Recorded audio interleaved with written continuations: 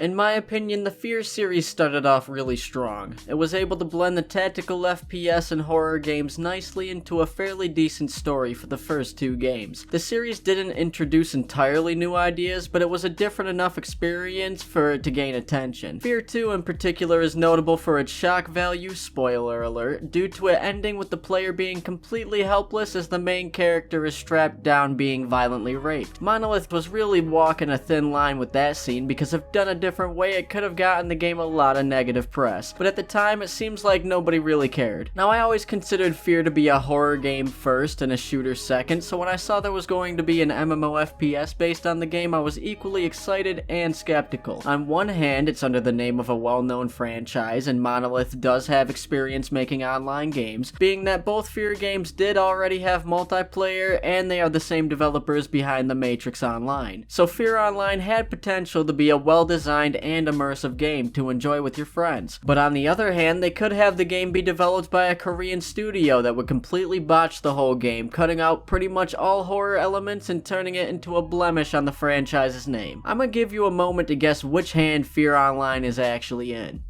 So yeah, the game was not developed by Monolith, the original creators of the series. Instead, F.E.A.R Online was made by In-Play Interactive. It went into open beta October 8th of 2014, and it was hosted by Area Games. Do what you wish with that information. The PvE in this game consisted of 4-player co-op missions that were sorta kinda like playing the actual F.E.A.R if they took out all the atmosphere. The modes were bland point A to point B missions where you fought hordes of enemies along the way, but the only enemies were the replica soldiers and the abominations. At most, F.E.A.R Online's co-op missions were half-assed attempts to give people what the original games gave them, but they fell short in every way that mattered. And what's worse is that the tutorial in this game is scarier than any part of the actual missions. But there was also a quote-unquote horror mode, which is the biggest letdown because of the extremely low effort that they put into it. I'ma set the scene for you. You're an employee at In-Play Interactive, alright? You're stuck in a meeting, maybe it's a little hot, but someone asks you for advice on how to make F.E.A.R Online feel scary. The floor is now open and you've been waiting to pitch your brilliant idea. An idea that'll stay true to the source material, yet still be innovative for the online shooter market. You raise your hand and finally you're about to speak, but the guy half asleep fucking staring at his phone yells out, "Jump scares!" and the whole room applauds and he's instantly promoted. How do you feel? Are you upset with your bosses? Because the players sure as hell are upset with your bosses. The only difference in horror mode and regular mode is that the brightness level is turned down and occasionally you get a red flash on the screen accompanied by a small burst of obnoxiously loud audio. The worst part about PvE is that there's a ticket system where you needed to get a ticket to play a match, but you only had 3 of them on your account. If you want to play PvE and don't have a ticket, kick rocks. You're gonna be waiting a full 8 hours to get a new one. And this is just the most blatantly obvious cash grab in the game because the only reason to implement this system was to literally take half the game away from you if you didn't want to spend money on their free-to-play game. But don't you worry because the PvP didn't consume tickets, although PvP did have its own problems. There were the standard modes that you would see in other MMO FPS games, along with one mode where you can occasionally spawn as a creature, and also knife fight, because knives could kill in one hit. But they ruined my hands down favorite mode in tactical shooters, domination. In normal domination mode and any other FPS game that I've played, there are 2, count 'em 2, maybe even more places that you could put a bomb, and this gives the placing team more options on how to approach the match. But in F.E.A.R Online's domination mode, there is only 1 bomb placement spot. This game was also severely lacking in maps, only having a fraction of what was expected of it, and although some maps did have a horror version, that consisted of yet again lowered brightness and jump scares. Yes, they put jump scares into your PvP. That's exactly what everyone wanted. Great business decision. The time to kill in PvP was just a little bit too long, seeing as how some guns it would take 6 or 7 body shots to kill someone, but headshots were pretty much instant kills with all weapons. And this is something that I don't have a problem with directly, seeing as how it made the cash shop guns seem less powerful and more of an aesthetic choice, but it led to a slew of hackers using teleporting and aim bots to kill you with one shot or even with a knife. The hacking problem would continue to get out of hand throughout the entire life of this game. Another glaring problem with this game is that it was covered in bugs and glitches. Sometimes you wouldn't even spawn into a map, rather a half-rendered, mostly black screen. I wanted so bad to enjoy this game, but the cons vastly outweigh the pros in every category. If this game didn't have the F.E.A.R license attached to it, I wouldn't have even played it. And that's the harsh reality of why F.E.A.R is in the title. To push out a well below average game, yet still gain a way bigger player base than it deserves. And this was pretty much immediately noticed by the game's community because it was shut down just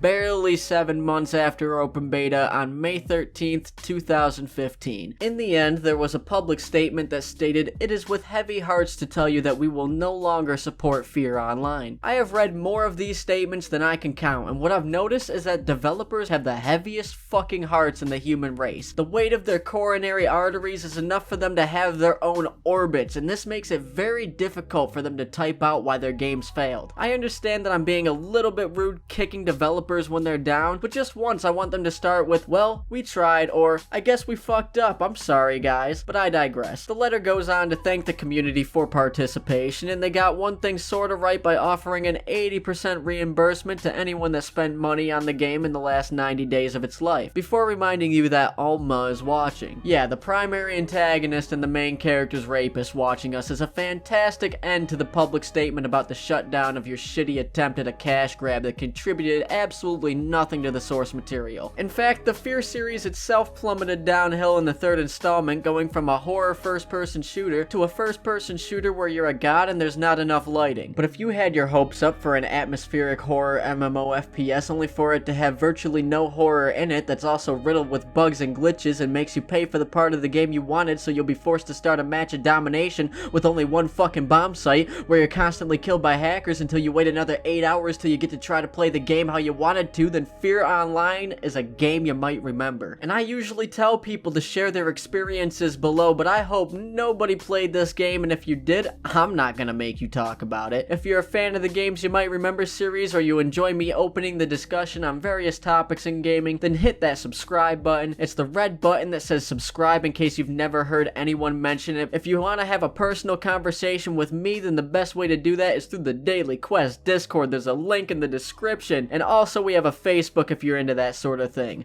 Peace out.